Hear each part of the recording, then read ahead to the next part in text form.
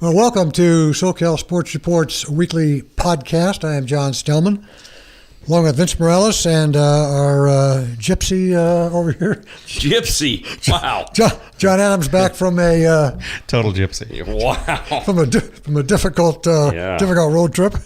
Plenty to talk about tonight, so we'll get right after it. We're going to lead off with the Lakers. A lot of talk here in SoCal about the off season, what it's going to bring, the possibilities, a lot of different scenarios. So we'll get into that. The golf. We'll get into the LA Open up at Riviera. John can give us a good insight on that. He's just been off the where you were down in Phoenix for the tournament. Yeah. To talk about a wild place that is. So he'll fill us in on Phoenix and give us an update on the LA Open. We'll talk about our local gal Chloe Kim, who did a brilliant job with the half-pipe performance at the Winter Games. She grabbed a gold, and we'll just touch on that. I think it's worthy of it. I think she was born in Long Beach and raised in Torrance, so she's a local gal. Vince will be interested in talking about the extension, I'm sure, of the contracts of T. Martin and Clancy Pendergast. Of course, they never tell you, USC being a private institution, not required to tell you what the length of the contracts or the amount the contracts are. We'll go into the NHL Western Conference playoff seeding race. It's fast and furious. It's incredible. It changes every night. There's a handful of teams that could jump in there and claim those wild card spots. And the Dodgers and Angels finally getting ready. Players reporting now. I think they get down to serious business early next week. We'll do a little talk on that. So let's get into the Lakers. Isaiah Thomas on board, had a good opening game, 22 points in 31 minutes, shot 58%, 50% from three-point. Small guy, what, 5'7"? No, he's a little bigger 9? than that, but yeah, I mean, he's under 6 feet. And they expect to bring he and Channing Frye in just as expiring contracts. But there has been some talk that if they could find a figure, they might be interested in keeping him around. Won't be a very big figure because they've got some free agents to look at. So we'll get started with that and go to Vince for his thoughts. I thought that it was sort of a better result for the Lakers than you could have expected when you were considering that they wanted to move Clarkson and that they wanted to move somebody else like Nance. The Clarkson contract is very big, and it was surprising to see that the Cavaliers were willing to sort of blow things up and go with that. Clarkson is not a superstar, but he's going to be making $18 million next year. And I thought that was a surprise that the Cavaliers were really so frustrated that they were just willing to, get rid of Crowder, get rid of Isaiah Thomas, Channing Frye, and just blow it up. I thought I was amazed by that. But I think that Nance and Clarkson are the type of good soldiers that LeBron is looking for. They play the right way. They play with a lot of energy. Clarkson can come off the bench. He can also start. Nance gives quality minutes, a lot of energy all the time. Those things will be missed by the Lakers, but not at the cost that right. It was costing us. And so to sort of get this expiring contract, with Isaiah Thomas and the expiring with Channing Frye, it really makes things very flexible for the Lakers. Does it help right now? I think it does a little bit. Rob Pelinka seems to think they're shooting for a playoff spot. I think that's pie in the sky. I think that's the sort of thing that a general manager has to say. Yeah. But it's going to be very interesting. And Isaiah Thomas, the only problem is the defense is not going to get better. It's going to be more exciting to watch the Lakers play, get up and down. But, they give up 130 points to the Mavericks, right? And then, that's not a great Mavericks team. That's right. And Dirk Nowitzki, came out of his grave to score 8 of 11, 7 of 10. I can't remember what it was. So not playing a lot of defense. And then they won't. Isaiah Thomas is just not known for his defense. So it's going to be very interesting from here on out. Yeah, they say that Isaiah's like on a 28-game tryout. One local sports talk host said the only offer he would make to him would be the mid-level exception, which I don't think he would take. He wants more than that, but the Lakers aren't going to come up with a $10 or $50 million contract for Isaiah Thomas. They've got too much to look forward to in 2018, 2019 with the free agent market out there. So it all depends on how much he wants to stay. He wants to be in L.A. If he's willing to, bite the bullet. Of course, Tim Duncan took $10 million so that his team could build around him. But if Isaiah wants to take a mid-level contract, I'm sure that they would love to have him back. But they're not going to pay him the big bucks to. If his hip is healed, and he's getting better and getting stronger, and he's putting up the points. He was great with the Celtics, and that looked like that was an even trade, and then all of a sudden it just went wrong. And part of that is because the Cavaliers are impatient. Cleveland's impatient. LeBron's impatient. They're just impatient, and Isaiah Thomas needs time to get his feet back under him. And as far as I'm concerned, he could still be a superstar. I mean, it wasn't that long ago that he was a superstar. I mean, he looked fourth like in a the superstar. MVP voting last year. Absolutely. So, you know what? I think it's been a good thing for the Lakers to kind of dump this and kind of look towards the future. I think they got two good players. With and a pick. Yeah, and a pick. I thought it was good. Obviously we all need the crystal ball to find out who those free agents are going to be to make this team, mold together. And, I think that Isaiah is going to be more successful with the Lakers than he was in Cleveland. I think this is his type of basketball. I totally agree with you, Vince. I don't think they have to worry about offense. They need to worry about defense. And if Pelinka's going to look like they think they might get in a playoff, well, then you might want to look at the defensive side of your basketball team because it's atrocious and, try to control turnovers. The list goes on, right? But again, it's kind of a wait and see. But I think it's been, if you look at it for the positive, what they've done. I mean, is Luol Deng just going to? I mean, that's another contract that's absolutely through the roof that they would love to get rid of too. But nobody's going to take that on. I'll tell you who might take a look at Isaiah Thomas's might be in Los Angeles. It might be the Clippers. I mean, that might be a team that possibly might look at possibly bringing him on too. But I think Vince is right. I mean, he can be successful if he's in the right offense. They built a really good offense there in Boston to have him be successful. Then he went to a team in Cleveland where too many Chiefs, not enough Indians. You know what I mean? Exactly. So that's not enough basketballs. Exactly. So I just think I'd really like to see how this is going to work when Lonzo gets back healthy. And that's another thing is it's like this kid's 19 years old and he's been hurt for how long? So that kind of scares me that he's a fragile guy now. He's been out over a month now, hasn't he? Yeah. But and Isaiah Thomas, that injury was a pretty big one. A hip injury was devastating. But for me, I'm just throwing this out there because I think it's interesting to think about. I like Isaiah Thomas, and if he's the same guy that he was a year ago, before the injury, right. I'm not averse to playing him on the floor with Lonzo Ball. Mm-hmm. I'm not averse to considering trading Lonzo Ball. I don't personally feel that way, but there's a part of me that says, look, if Isaiah Thomas can get it right and get it back to where he was, then all bets are off. You might the Lakers may have had a plan. They may have had a path that they were headed down, but I don't know that they can't blow it up. The problem is that everybody starts speculating. Well, Isaiah doesn't like LeBron. Thinks he's a bully. Thinks he's mean. Has no love for LeBron.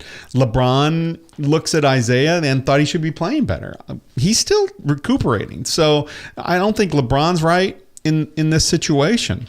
And I think that LeBron coming to LA is still that's pie in the sky. So right. I wouldn't mind keeping Isaiah Thomas. What do you think? And signing Paul George.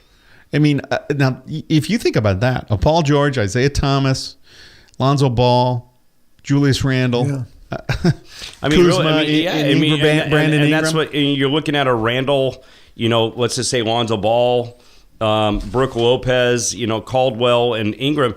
I mean, and you got Kuzma and you got Thomas coming off the bench. Yeah.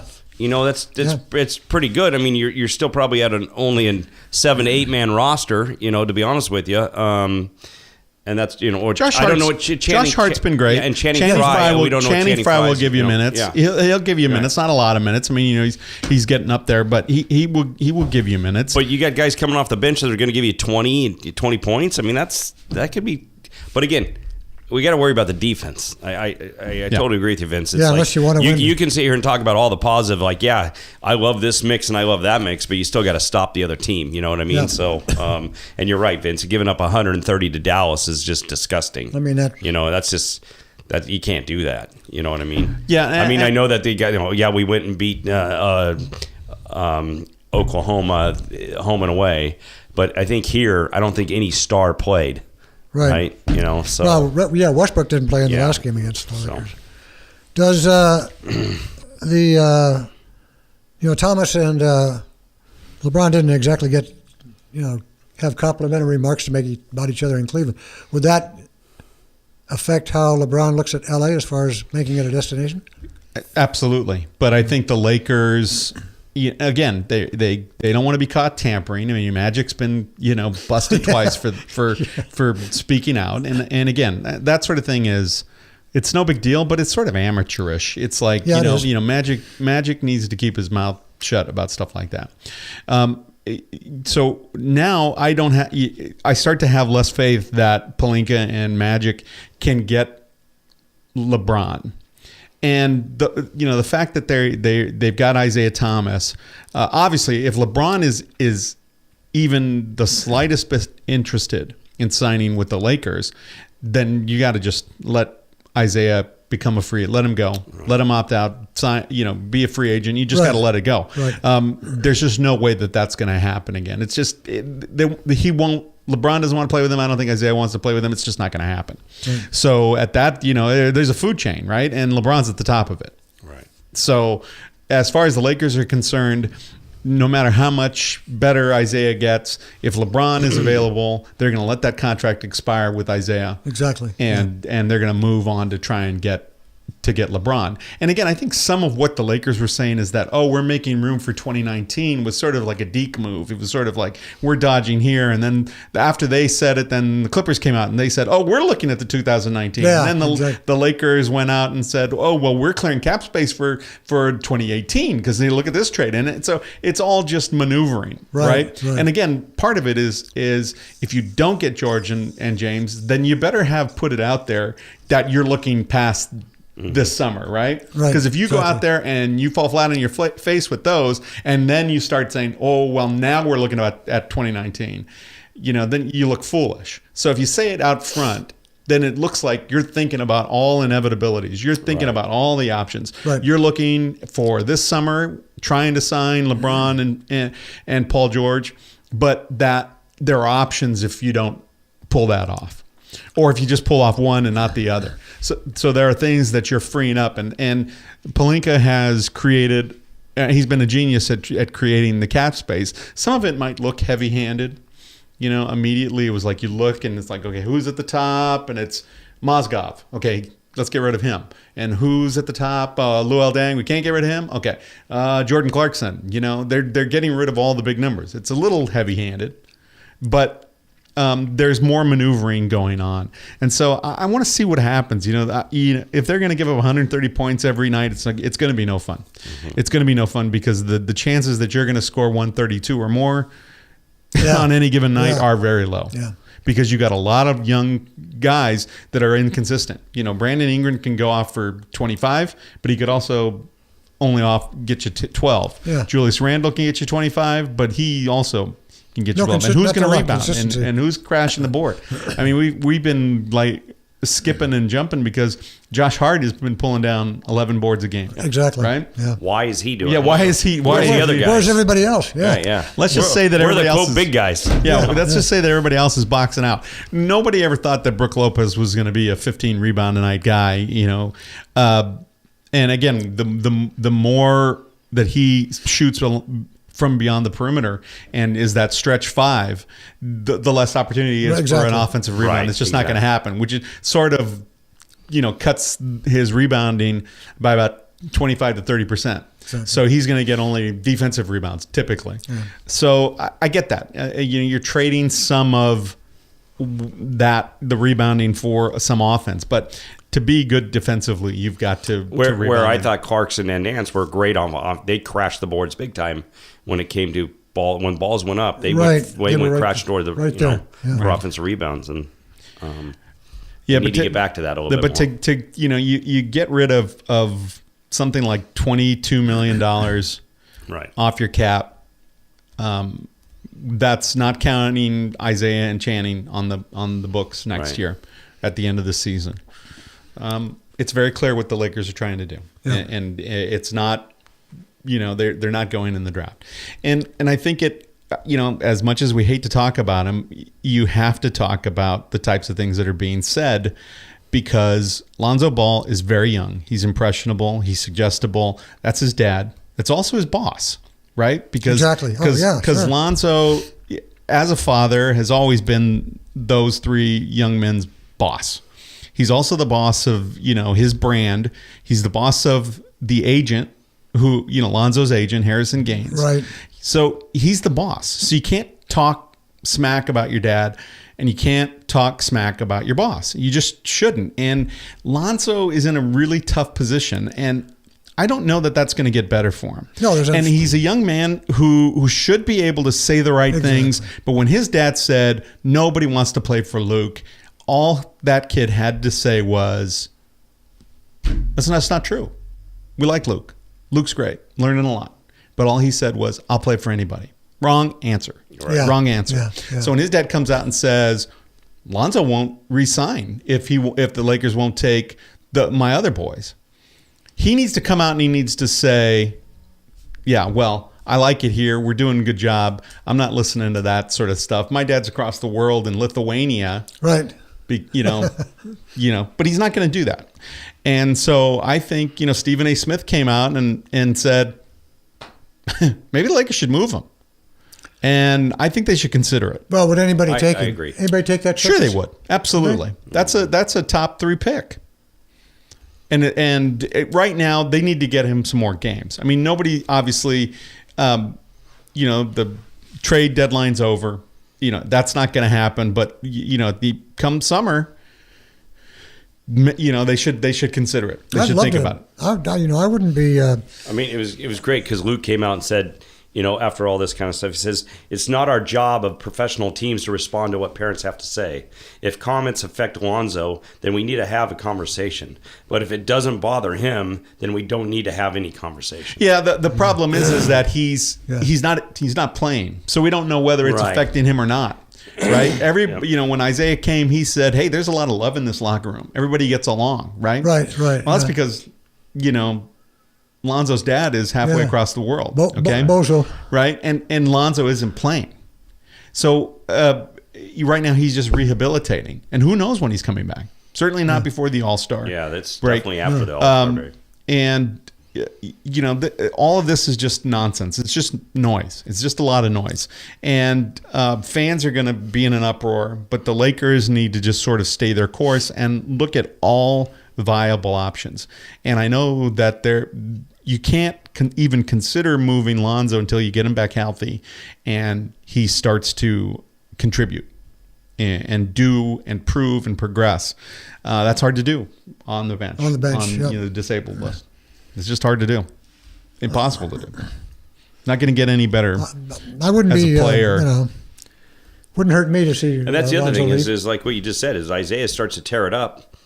He's on the trade block. Yeah. Why not? You must keep. If the price is right. Right. True. I mean, it's got to be worth it. The problem is that the kind of money that Isaiah is going to be looking for, the Lakers aren't willing to give him.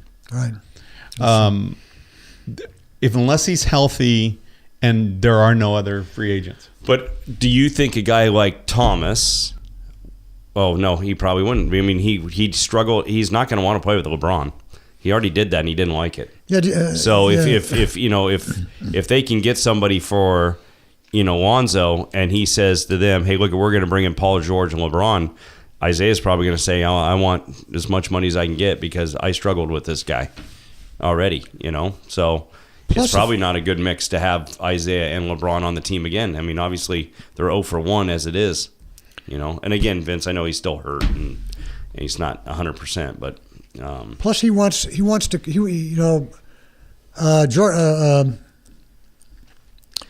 LeBron wants to come in with somebody else. Do they have to sign Paul George first? I would assume so. Before they sign, is he going to come if there's nobody else there? If he's the first one?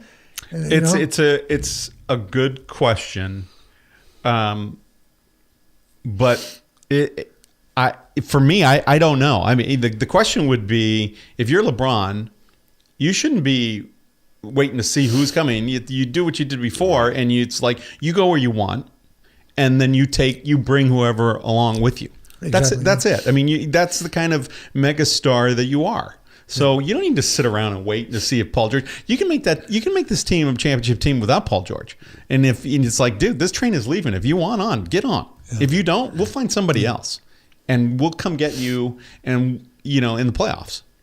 That's the kind of mentality that LeBron needs to have. He doesn't need to have this, well, you sign Paul George first, or you sign these other. It's get your house together, get your rookie straight, and then we'll see. If I like the situation, I like what's going on, because it's going to be just a max contract wherever he goes. It's maximum. But it's LA. It's LA. It's not Houston. LeBron can be great wherever, right? Cleveland, Miami. Yeah. But L.A., New York, those are the cities. He's not going to go to Houston. I think he wants. I think he wants to come here for a number of reasons. He has 2 homes here. Right. Entertainment is very much a part of his future. Yeah, and I'm sure he'd love to sit next to Magic Johnson, see how he built his business and became a very successful businessman. So there's a lot of things he has to think about after basketball that LA offers that other cities don't. I mean, you got the entertainment, the star power, and you got the business aspect of it too. So better weather in the wintertime. Right, yeah. And he has a chance to make this his last contract and his last stop. Oh yeah. And it's up to him. I think it's up to him. Contract is it's up to him. Yeah. And he's going to elevate a team wherever he goes. I think that the Lakers need to be more consistent. They need to get their youngsters grown up, and they need to be more consistent before they're going to be good with a LeBron James or without a LeBron James. What about one this year and one next year? Maybe LeBron this year. I agree with that. Could happen. Kyrie Leonard or And again, Thompson, you have Klay a Thompson? draft pick to possibly trade to use that also. I mean, yeah, I was hoping that they could when they get that pick from Cleveland, somebody would take, Dang and the number 1 pick the Lakers got from Cleveland, but that didn't happen. If Cleveland continues to struggle, well, they're struggling a little bit. That pick's going to become more valuable because they're going to go down in the standings and higher in the draft. Right. All right. Anything else on the Lakers? How about Riviera? You'll be up there tomorrow. I'll be up there tomorrow. Actually, I'll be up there tomorrow just for a quick bit, and then I'll be up there all day Friday. Actually, it looks like we're gonna miss all the weather, which is big. It's star-studded. Tiger Woods is back. He hasn't played there in a while. That's where he got his first start when he was 14 years old. Rory's in town. Phil plays every year. Bubba. I mean, it's a very limited field. It's very small because they only have 18 holes to play. They don't have another golf course to use like a Pebble and a Torrey and those kind of places, the Palm Desert. Right. So you can have bigger fields. This is a very limited field. This is the last golf tournament on the West Coast for the West Coast Swing. So there'll be a reshuffle after this golf tournament. Have some great locals that are playing in it. Bo Hostler, who's from Mission Viejo, he's had a great West Coast swing. Went to Santa Margarita High School and then went off to the University of Texas. He'll be playing in it. He's worked his way up the order of merit to be exempt into that. Local golf pro from San Clemente Municipal, Vinny Poncino. He qualified through the PGA section and beat Michael Block, who's a really good player out of Arroyo Trabuco, and was able to beat him. And so he's up playing. So there's going to be a group of people locally going up to support him. But yeah, I mean, it's it'll be Tiger's there, so we'll see how he does. But it's if the weather's what they say it's going to be packed. So give us an idea of the course and whose game it favors. Well, nowadays, it's I don't know if you guys are familiar with different grasses, but there's Kikuyu rough there, and Kikuyu is almost like Velcro. It's really hard to hit out of if the rough is up. If there's any type of breezes, that means the greens will be firm. They've held a PGA there before, so they can hold a major there if they want. There's the golf course strategically is you need to attack when you can attack, and then you need to play safe and go towards more of the middle of the green when you can. The 10th hole is probably one of the most spectacular holes you'll ever see in golf. It's a drivable par 4, but actually probably as Nicholas and those boys have called it from the past, the hardest littlest par 4 you'll ever play in your entire life. So there's a lot of shot swings that could go there. 18 is just legendary for being a monster. Straight up the mountain, straight up the hill, into the clubhouse, all uphill, all carry. Probably plays about 480, 490 yards with all the hill slope and stuff. But the bombers are going to be the guys that usually play well there. It's the Phil Mickelsons, it's the Bubba Watsons, it's the Dustin Johnsons. Rory could actually play good here if he putts really well. It is Poana greens, so that gets in those guys' heads a little bit. A lot of the guys from Florida struggle out on the West Coast because they don't have Poana. They have more Bermuda greens on the East Coast. So usually the West Coast guys know, like the Phils, and those guys know how to do it. So it's not that hilly of a golf course until you get to 18. You work your way down on 1 and up on 18. But other than that, it's kind of on the flatter side. Very deep bunkers, very good par 3s.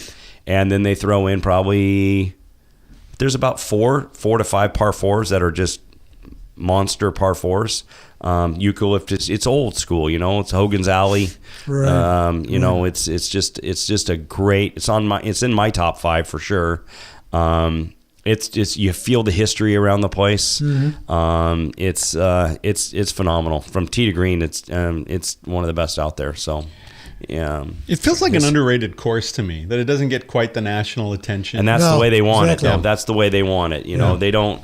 It's not about the prestige of the golf course. I mean, yeah, there's history for it, but that's why all the golf, the big names come to play, is because it's an awesome golf course to play, and it's LA.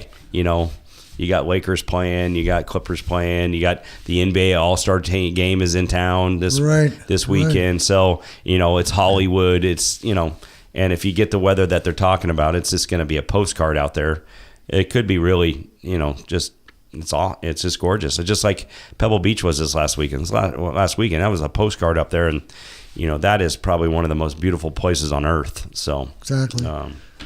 Is this how is Tiger fared on at Riviera? Mediocre at best. I'm sure the networks hope that he makes the cut. Yeah, every place he goes to, you wish he makes the cut, right? Exactly.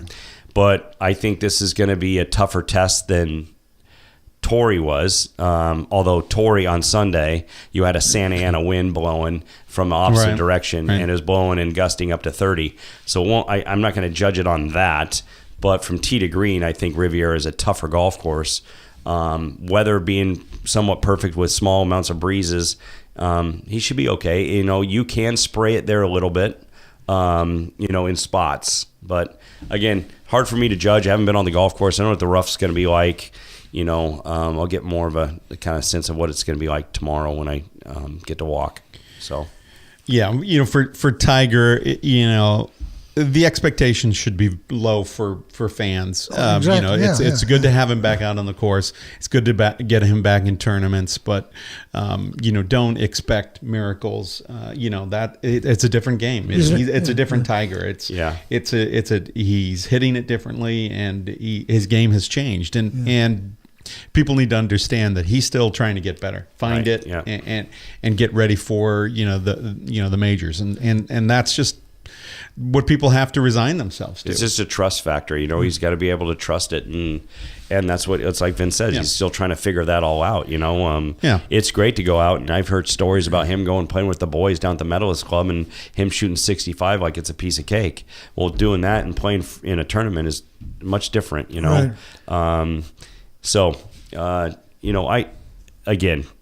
Everybody wishes he makes a cut. I mean, he still moves the needle. I mean, flat out. He moves the needle, and I'll tell you right now, CBS is hoping he makes the cut. Exactly. Yeah. What I don't like about it is television wise, and I understand why. But at Torrey Pines, the guy was wiping the dew on a Saturday morning, right? First guy out because he made the cut on the bubble, and we still saw every single shot, right? And that's, but again, he moves the needle, and that's why. Right. And so, well, Neil Diamond still, sells tickets. Right. He's 100 years old, but people, like to hear him, even if he, his voice isn't the same. It's still Neil Diamond. It's still Bob Dylan. It's whoever, right? But I want to watch the guys that are up, on the leaderboard and making a run for the top spot, and not a guy that's teed off on 10 at 6:00 in the morning. Like, I don't want to watch that, If he works his way up and he starts to make a run of birdies, then go ahead. But I don't need to – and they'll do that, though. Why? Because everybody wants to know what the heck's going on with them. So Right. It's human interest. Right. So it's just part of the gig. I understand why CBS does it. It's called ratings, So Exactly. Now, are you going to go out on the limb here and give us an idea of who the top 5 finishers or 3 or 4 top finishers or the winner? I think I saw where Dustin Johnson is plus 225 or something like that. He He's plays the well favorite. there. I'll give you. I'm not going to give you a sleeper, but I'll give you a guy who's going to come in the top 5. I'll tell you, Phil Mickelson will play well this week. Mm-hmm. He's driving the ball. Best he's ever driven it. If he can get the putter going, Phil could be somebody to watch out for this week. That's good. And let me think about that at the very end, and I'll give you a couple other guys. Okay. Give us that gambling tip at the end. All right. I did mention in the lead that Chloe Kim was brilliant in the half pipe. 98.25. She was almost 10 points better than the silver medal winner, and I mean that's just incredible. I mean that's. She is 17 years old. 17. She is just did a tremendous job, and it was a great event. And boy, she came out of I don't know if she came out of nowhere. I hadn't heard of her. Well, I mean, when you're 17, I mean, 4 years ago she was 13, so That's right. we wouldn't have heard of her. Heard then, and right? they said she would have made it. She would have made the team when she was 13. Right. And And but she also- was too young. She's also of Korean heritage, and so Yes. a huge story in the Korean media. And what a lovely, well-spoken gal. Her parents are terrific. It's been fun, and she was terrific. I she mean, was you don't have to know much about that sport to know that she's just magical on that board. Yeah. And we also had the local San Clemente girl, Haley Langland. Yeah. Also 17 years old in the slope style. Didn't win a medal. I thought she got the bronze. No, she was in fourth. She came in fourth. Okay. She was right there, poised to get it. But you didn't win a medal in her first event. She may be in other events. But I in think that it's called big something that I guess where they just launch themselves in the air forever. Oh, the Big Air, yeah. Yeah, Big Air, and she's one of the favorites for that. Yeah, but she that's she good. did well in the slope style event, and 17 years old. So the future. Obviously, you look at a guy like on the men's side like Shaun White, and you realize that we're going to be seeing a lot of the Chloe Kims, Right. barring injury, Chloe Kim and Haley Langland, San Clemente girl. in the future. I read something on Haley is that she wants to be a journalist in college. And I said, well, geez, that's great. Maybe we somebody in San Clemente will get her on the podcast. Sounds great. Maybe she wants to write for the podcast, for the website. That's right. We should reach out to her. You should, yeah. I know T. Martin has drawn your ire a little bit during the season, but he's back and he is. He's so the Trojans have re-signed their offensive coordinator and the defensive coordinator. Offensive coordinator T. Martin, who was being wooed by Tennessee, also by the Raiders, and then Clancy Pendergast. Both of them have had good days and bad, but the overall is that they're good coordinators,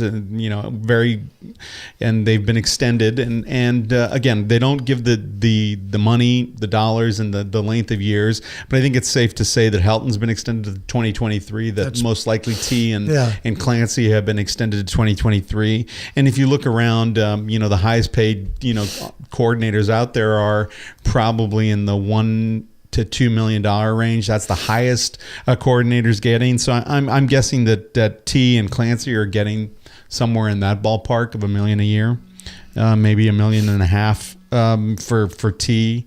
I don't know that Clancy would garner that kind of money, but T, especially with the kind of interest that's been paid him by not only the pros but other colleges, I'm guessing that he's got to be over $1 million a year as a coordinator. And he's paid his dues and he spent his time, and it's a lot of consistency. These have been 10-win seasons, and that's exactly what the Trojans and the Pac-12 need.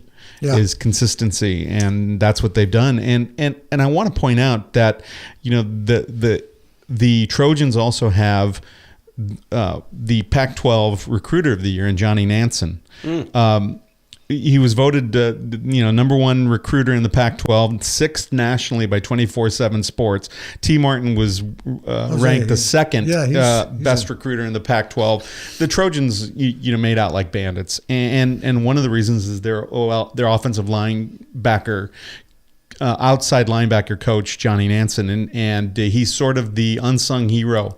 But he's a great recruiter and acknowledged by 24/7 Sports to be the best in the Pac-12 and number 6 nationally behind guys from Georgia, Alabama, those types of guys, Texas. That's great. So that's the kind of consistency that they need. It's not always, Clay Helton has, if he's done anything right, he has assembled a great team, and not just with his coordinators, but with a guy like the outside linebacker coach Johnny Nansen. Well, that's the direct opposite of what Josh Rosen had to go through. What did he go through? 3 coordinators in 4 years or something? I mean, that's unheard of. I mean, for these kids to come in, to know who they're going to be coached by, to know who's there, to know there's stability, nobody's going anywhere. I mean, that says a lot too for the program. Right, but a testament to Rosen's just raw talent. Yeah, that he could excel when healthy. He could excel at a level when there was that much inconsistency and uncertainty in a program. I think this is going to be T's biggest test this year, I think, as a coordinator of really who he's got coming in. I'm not coming in, but who he's got to work with his quarterback. And obviously, like Vince says, I mean, if the offensive line can really control the line of scrimmage, they've always had great running backs. I think they need to get back to trying to get recruiting more bigger receivers. I know they have a couple now, but I think that's when they've been their most successful, is when they've had big receivers, the Juju Smiths and those guys. You're right. This is a big year. I think this is a big year that's really going to show him.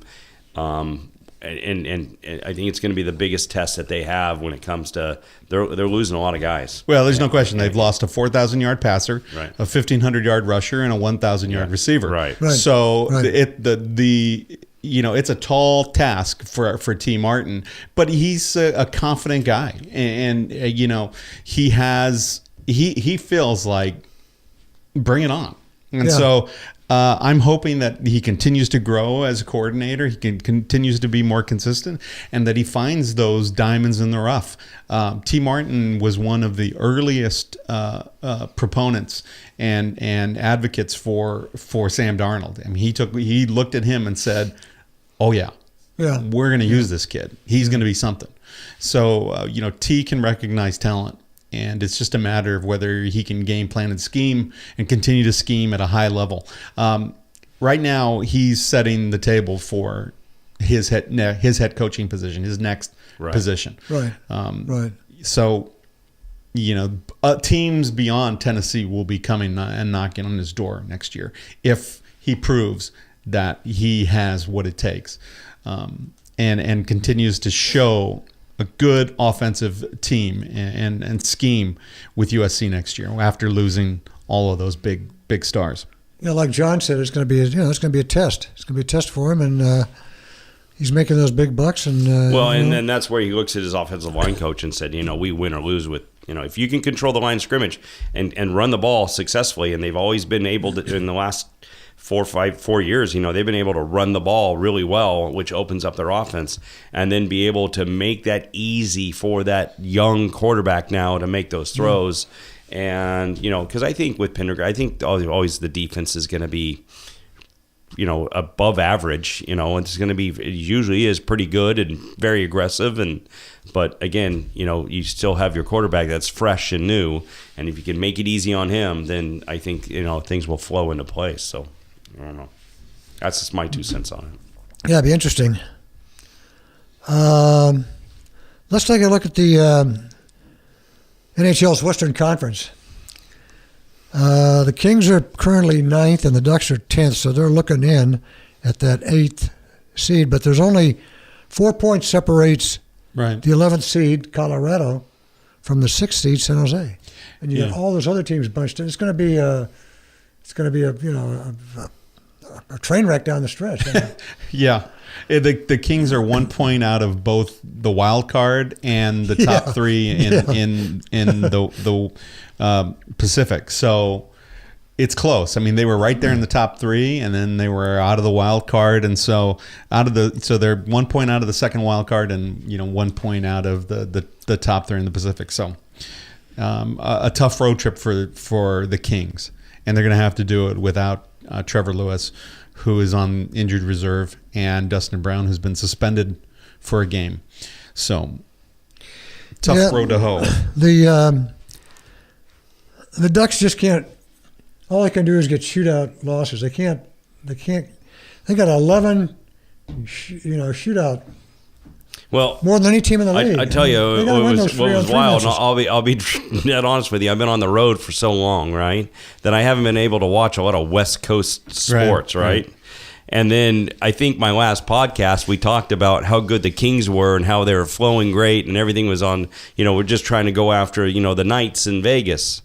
And then when I went and did my homework today, I'm like, what the heck happened to the Kings? And they're battling down there with the Ducks, you know? Yeah. But again, like the Ducks situation, you're up 2-0 against San Jose going into the third period. You got to win that game, Sure. Yeah. And you've got, I think 4 of your next 5 games are against Western Conference opponents. And you're going to have to start making that move and starting to win these games. I think they play Chicago. They play Minnesota. They play some strong opponents that they're gonna have to win. Time to go to the whip.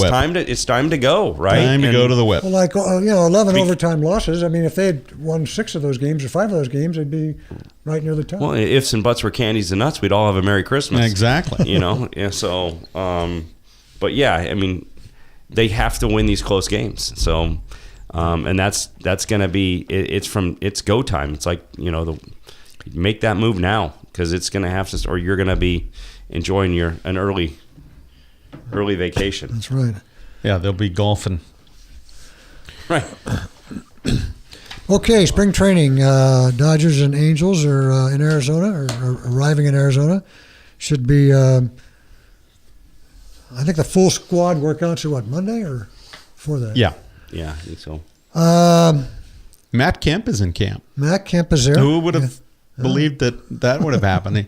I think the Dodgers wanted to move him, but now it looks like he's come into camp 40 pounds lighter than he was when he was with the Braves, and he was just bloated. I mean, he was just bloated. bloated. He was huge, and he was a defensive liability. He was always a pretty good defender. And then he's just put on some weight and a lot of injuries and some age, and he was terrible. He was like rated 205th out of 208th in like Ultimate Zone rankings, and so he will be a liability, and he won't get a lot of playing time. But if he can hit, that righty stick, the Dodgers need that and get a nice platoon going out in left field. They got quite a crowd out in left field. Right now with Kemp and Andrew Tolles and back and and Peterson, and they've got a few guys out there that are going to be competing for that spot. Yeah, exactly. So we'll see on I just got a note here that the Angels are going to go with a 6-man rotation. I'd like that. So that's that was just announced today. On my way down that they're going to go with a 6-man rotation. Yeah, I like that. I think Trout will come in as the 6th. I don't know who's going to pitch the 5th. Cole Calhoun will come in and pitch the 5th. It sort of reminds me of that. I don't know who the 6 are going to be. That old adage: if you've got 6, you don't have 2. You know what I'm saying? Yeah. You don't have a top 2. So I worry about that, but that seems to be the way that things are going. A lot of guys throwing, quality starts are now 4 innings, 4.5 innings. We used to scoff at the fact that a quality start was 5 innings. I mean, right? And that's nonsense. And you could have an ERA over 4.5 and have a quality start. That's right. And have a bunch of quality starts. Well, now it's even less. Guys are going shorter term, and it's different. So, it's not shocking. A few years ago, if you had said, the Angels are coming into spring training and thinking about a 6-man rotation, you would have thought, oh, my God, what's wrong with them? Right? Yeah. But now it's different. It's a totally different thing. Well, it's like every year. It's going to be health. If it's going to be health. If they can stay healthy, they've got 8 guys: Ohtani, Richards, Haney, Shoemaker, Skaggs, Bridwell, Ramirez, Tropiano. They got 8 guys for those 6 spots if they can stay healthy. So they do have the arms. It's just a matter of taking a page out of the Dodgers. Exactly. I mean, and again, then you look to see what Houston did, right? And their rotation got to even start stronger too. Oh yeah. So I mean, but I agree. I mean, it all depends. Are they going to stay healthy? So and does that mean going to a 6-man rotation? Does that help that? I think so. I think so. Less innings. Exactly. Less pitches. Yep. Yeah, I think that helps. Well, I think if one of those starters is Ohtani, then it absolutely makes sense because it's more like 5.5. You don't know how many games he's going to start. Is he going to start once a week? That's probably about right. Are they going to skip him some starts because he's played in a game in the field or DH'd or something? Probably. It's not going to be a true.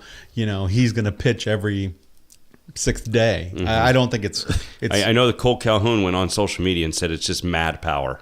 It's crazy what he's doing. Yeah. He can just really turn on one.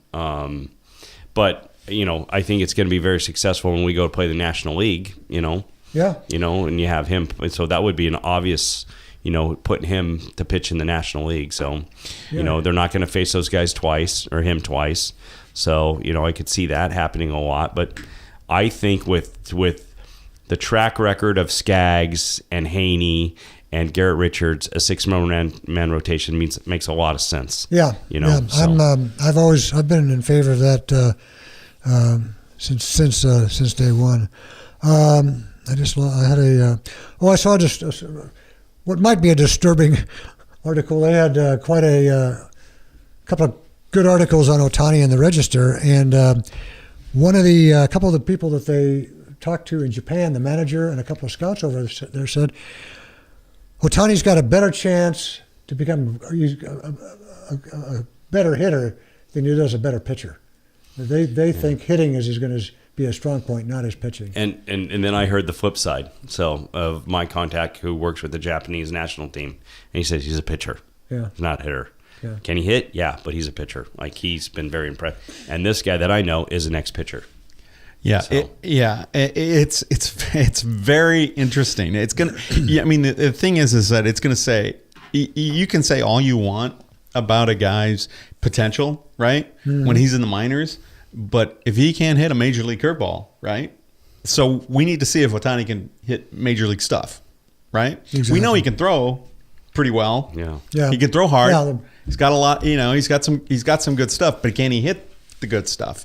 Right. I'm sort of on the. I've seen him mash, and it's interesting. And the kind of success that a Cody Bellinger had with a swing that looked like it had some flaws in the minor leagues, but could really crush. It makes me think that Ohtani can do the same thing. But I think I sort of lean on the side that he's going to be a pitcher. But I don't know. I mean, who knows? Again, is Japanese pitching versus Major League Baseball pitching, right? Right. Obviously, I think we all say that Major League Baseball pitching is much better than Japanese pitching. Exactly. All right. So how Major League pitchers pitch also is it different? Do they pitch differently when it comes to strategic, bust in, work out, that kind of thing? Do they do that in Japan, right?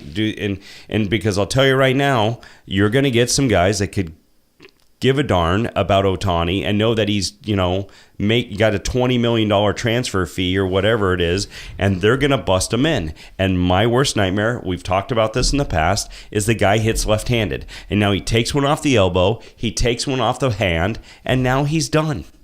And you look at his agent or whatever, and you say, yep, this is the reason we really didn't want to hit him. Now he's out of the rotation for, weeks, right? And this is what we're trying to tell you. He's a better pitcher. This is scared. Or he goes up with just armor all the way up. You know what I mean? So that's what I'm afraid of. But if you're still on the fence about him, right? Like a kid like a Hunter Green, right? From Notre Dame, right? Who got picked by the Reds. If they're still on the fence about where he's going to be, then you just got to take that risk. You got to send him up there. If you think that he can do both, and you're not sure, and you can't say, look, he's a great pitcher. He's going to be a great pitcher. Screw the batting. Let's not hit him at all. I don't think they're there. I think they signed him because they were going to give him a chance to do both, and that's the reason he signed with the Angels. They gave him assurances that he was going to be able to do both. So that's what they need to do.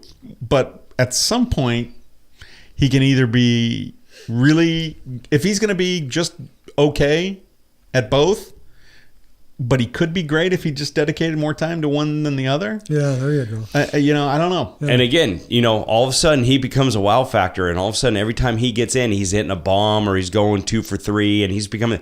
Then they're going to start going, okay, you're getting a little cocky here, and boom, now they're going to start busting him in. It's another thing that you start making a decision where you're saying our team's better when he's in the lineup. Oh my gosh, he's got a pitch on Thursday. I mean, right. There's a lot of things that could go there that you got to really worry about. But what's going to happen is and Vince and I hopefully will get to see him, but spring training will say a lot, right? They'll kind of know going into that season. They'll know what the heck's going on, right?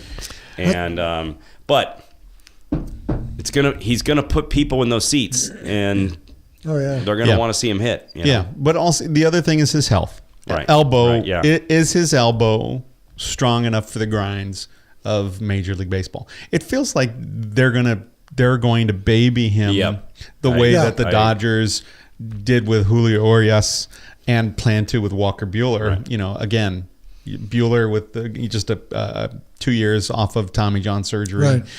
Urias, who they were babying, and it was clear that they had reason to. So who knows if Urias will be back this year? So they're going to baby him. Mm-hmm. They're going to make sure. I don't think he's going to get a lot of innings over the spring. No, yeah. And again, I think what's happening is that more than ever. And I heard a note out of the Dodgers camp from Roberts that it's going to be. They're not gonna work their veterans as much during the spring, right? And that's different. Like in the NFL, right? You give series and you're done. Right. Right. Yeah. They don't want to get him hurt. They've got Right. too many, and that's sort of the new way, right? Where guys needed to get their swing back and get into shape, and now it's like it's a different ball game. And I think I'm right. You're talking about veterans. Did you guys just sign Chase Utley? We did. Yeah. We did. Yeah. Is he a third base coach or is he a first base coach? He's a locker room guy. Yeah, he's the locker room chemist. Yeah, right. So yes, and they did sign him, and so again, he wanted to stay. Mm-hmm. I think he loves LA, loves being with the Dodgers. Yeah, and I think he's going to be your Thursday, Sunday guy. You know what I mean? So Yeah. and he's great on the bench. Yeah. And you know what? clubhouse It kind of sounds like, he's a future coach. I think he'd like to. He's got that sense of, I could see him being a head coach, or not, or obviously an assistant coach or a bench coach or something like that. But he's that kind of guy, and I think Dave is a big fan of his. Yeah, so. Signing Utley, that's pretty typical of what we're going to see from the Dodgers. Yu Darvish signs with the Cubs, 6 years, $126 million. Kershaw came out and said, "I really want Darvish back," that sort of thing. But we knew, and the reports are that the Dodgers offered the same contract, that he just chose the Cubs over the Dodgers. They offered 126, 6 years. That's the report. Wow. And I'm going to tell you, it's nonsense. It's nonsense. Yeah. The Dodgers didn't clear all of that space to get off of the luxury tax, right? This would have been, the Dodgers didn't jettison all those salaries just to throw it back to Darvish. They just didn't. Yeah. They paid the highest luxury tax bill for the 4 straight years. They paid $150 million in luxury tax in the last 3 years, including just $36.2 million for 2017. So the tax threshold for 2018 is $197 million. The Dodgers currently have about $190 million. They couldn't move Kemp. If they had moved Kemp, got rid of, dumped that salary, all of that salary, then maybe they could have taken a legitimate run at Darvish, maybe. But for me, if they stay over the tax threshold, it's a 50% tax. But if they stay off of it this year, it reverts back to 20%, right? So then they can take a run at the, Bryce Harpers of the world and things like that. Kershaw. Machado and Kershaw when he opts for free agency, if he opts for free agency at the end of this year. So for me, the Darvish contract would have put them over. And the Dodgers absolutely did not want to be, on that competitive balance tax list again. They just didn't. And so anybody who comes out and says Dodgers offered them the same, it's nonsense. There's no way. If they could have moved Kemp, they might have been able to offer him close, but no. It would have put him over. That would have been so. I mean, if you're talking, what is it, $21 million 6 times? I don't know, $21 million, right, per year is what that averages out to. It would have put them over the tax threshold, so it would have been like a $25 million contract. For one thing, they can't do. They weren't going to do that. They absolutely were not going to do that. So anybody who says that they were, they don't know. Seems like they ought to be able to dump Kemp to an American League team to be a DH. You'd think so, but nobody wants. I think the problem is probably why the Dodgers can afford to just stay back there under the threshold, right? Yeah. They have pretty much the same team intact, except for a couple. Darvish is gone. Morrow. They've lost. Tony Watson is a free agent. So there are some things in the bullpen and in the pitching staff that are different, but generally speaking, it's the same team. So the Dodgers can afford to sort of see what happens with Kemp. He's already seems to have a better attitude. He's obviously lost the weight. He's probably feeling better. I mean, that's one of the things. I mean, it's hard to drop weight if your knees are aching and your back is aching or you're just in pain. So, he's clearly feeling healthier. He clearly looks better. The report is that he's dropped 40 already and he wants to drop another 10. The fact that he had 50 pounds to lose is astonishing. That is insane. Staggering, yeah, right? I did not know that. Right? Yeah. It's staggering, but all that's going to do is make him a better defender. It's going to make him better at the plate. Health, it's going to make him more attractive also to these exactly. other teams. And I'm encouraged by that. I'm completely encouraged by that. He had to lose 50 pounds. What did Panda have to lose then in San Francisco? Jeez, another body. 2 toddlers. Yeah. Right? So, I'm encouraged by Kemp. He likes LA. He loved his time in California. I'm encouraged by it. But again, well, you wait and see what happens in spring training. I don't know how many at-bats he's going to get. After hearing Roberts say that he's not going to give the veterans a lot, but Kemp has something to prove, and he has something to prove to the Dodgers. Kemp will probably get more at-bats than the veteran guys because they have more to prove. Yeah. What do you think about Verdugo and these other guys in the outfield mix? Are they going to be we're going to see Peterson or how's... Well, Jock Peterson, yeah. I mean, he's Trolls also. Tolles is actually, but I mean, Jock Peterson, I had heard Jock actually went back to, the hitting to try to change things. So a hitting coach. Yeah, well. Or a minor league hitting coach or whatever to try to change things because, I mean, something needs to change. Series and Sarah playoffs, so, but. Yeah, something needs to change with Jock. But as far as. defender, so that helps, But as far as left field is concerned, the Dodgers did not sign that big righty bat that everybody thought they would. And people are sort of dismissing Kemp, but there could be a potential, platoon out there. Verdugo is a left-handed bat. His time is not. He's not ready. I don't think, and I don't think he starts with the big club. That's my opinion of it. The Dodgers have Tolles, who should be 100% healthy after the ACL tear. They've got Kike Hernandez, who will platoon a little bit. Chris Taylor and Peterson. We're gonna see. What's going to happen. Has somebody woke up Chris Taylor yet?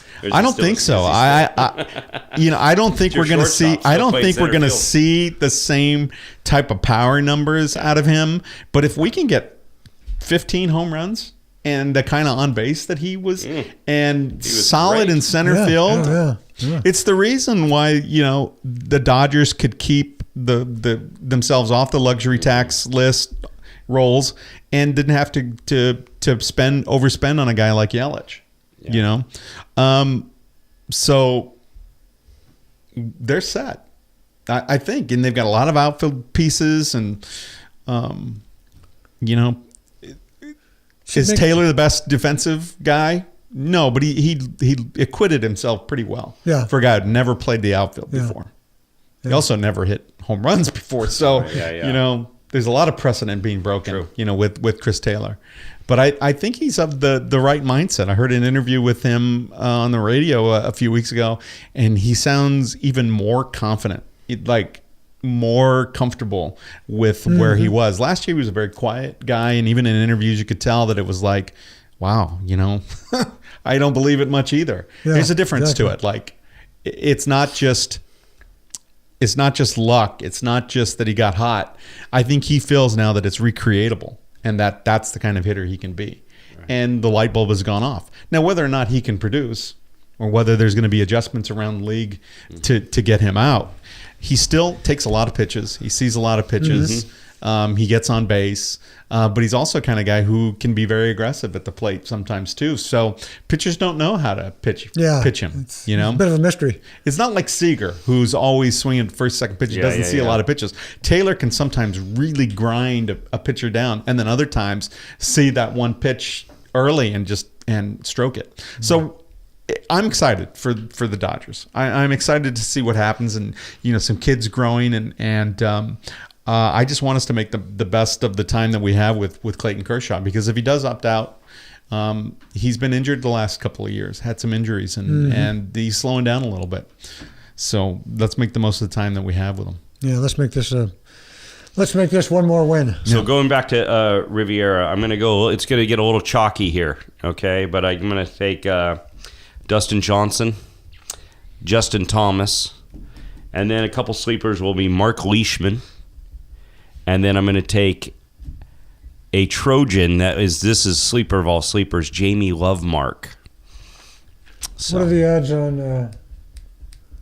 on him? Too much to little.